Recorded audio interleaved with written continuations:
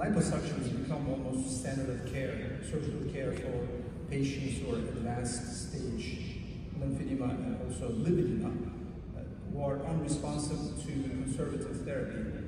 A lot of times, and we have seen Dr. Gorson's talk, and he's an expert on this, a lot of times the skin shrinks and adapts to the rest of the thigh or leg over a long period of time.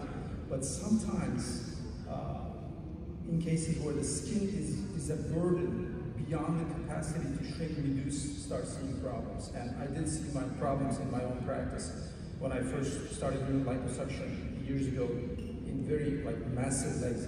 I was hoping things would shrink, but they don't, creating problems. The worst problem would be a necrosis of the skin because of the folding of the skin creases. Then you can have large seromas, obviously counter problems, and there might be re-swelling because a lot of the tissue is kept here. Mechanical problems with compression in the garment. Our physical therapists will have a hard time putting garments on these when there's extra skin, and you can get suboptimal outcomes. Now, if you get a patient like this, obviously there's good skin quality, good elasticity, okay. Fat tissue not very fibrotic, you can say, it's kind of soft. The skin, after a liposuction, the skin will adapt and it will shrink. But when you get, these are reductive surgeries for liposuction. When you have to do an extirpated patient for like a Charles operation here, the skin quality is usually bad, fibrotic. There's no really fat in there, but it's mostly fibrotic tissue, so liposuction is not possible. You physically have to remove this tissue. And usually the only option is to remove it. Even in lymphedema cases, you can get this result without any kind of incision. But there's a group of patients. What about this patient? Okay. It's almost like neither category. Okay. If you do liposuction only, there's too much redundant skin will take place here. I don't think this will shrink. But if you do a radical resection, I think it's too morbid for this patient. It's doing too much. So in these patients, I like to combine liposuction and tissue-sparing resection. Okay. So I had a group of patients. Most of them, all of them had oncologic surgery, lower extremity lymphedema, and they had radiotherapy. All patients were morbidly obese. They had a lymphedema more than 10 years. The way I select my patients are they're usually stage 3, large extremity, very problematic daily activities, progressive lymphedema. The skin, when you look at the skin quality, the skin still retains some of the good quality, but elasticity is lost. So in my opinion, it is almost unlikely to shrink after liposuction, unlike the patients that Dr. Brosen showed. When you look at the subcutaneous tissue, it's resistant to compression, no pit edema, but not yet fibrotic, to the point that the patient will require Charles operation.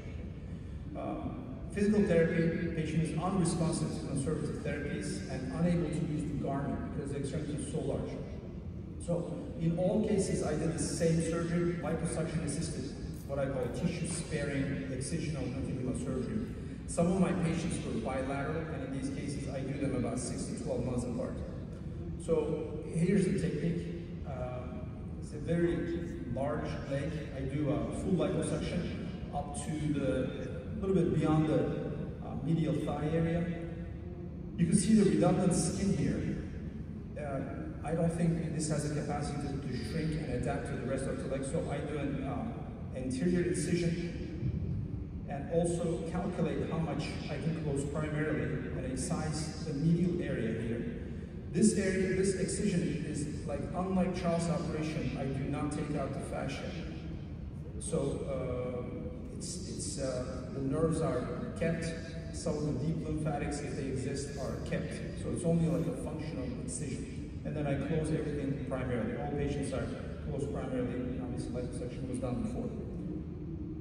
So this is an example of one of my patients. She had actually bilateral surgery later on, but for the unilateral part, this is 2 months after excision and primary closure, 1 year, and 2 years following post-op. And the way we do it is like a liberal circumferential liposuction. There's less blood loss compared to the Charles operation. limited functional excision, only excess skin and subcutaneous tissue are removed. So there's actually less tissue that's kept with the patient, and I think that decreases the recurrence. Skin and fascia are spared. Preservation of available lymphatic channels, especially in deep structures. Sensation is preserved, unlike Charles operation. No counter problems. No skin necrosis due to skin folding during the compression, because if there's skin excess and during the compression, if the skin folds on itself, you can start seeing necrosis in the tissue. And then there's primary closure, no need for skin graft.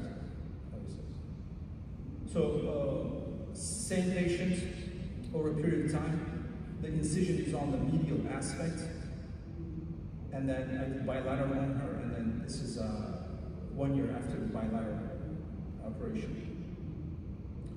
So in my patient group, I did see some minor superficial dehiscence in 2 patients. But other than that, no real big dehiscence or tissue necrosis or infection. There was no increase in lymphedema in the thigh or contralateral leg, and the patient reported actually decreased swelling on the other side. And obviously there's improved quality of life and ambulation. So it's very safe surgery, and I think for a certain group of patients, we can help them with this kind of surgery. So in conclusion, I think it's safe and practical. It can be adapted to your practice. It has good outcomes and very low complication rates. Thank you very much.